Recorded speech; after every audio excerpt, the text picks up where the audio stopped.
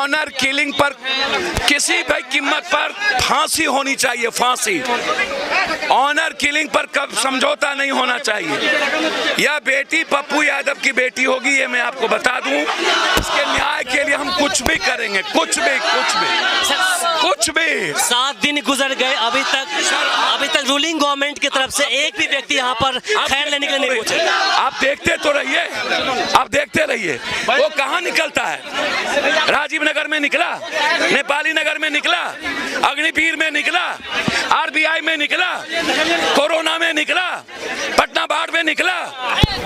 कब निकलता है ये लोग? ये अपने घर में रहते हैं, दौड़ के गाड़ी लगा। कोई मतलब है? सत्ता पक्ष और विपक्ष को कोई लेना देना है?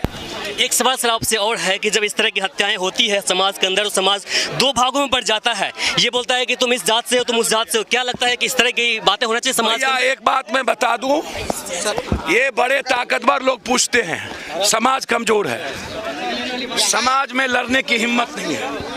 यदि लड़ने की हिम्मत होती तो आज इस देश की स्थिति इतनी बुरी नहीं होती।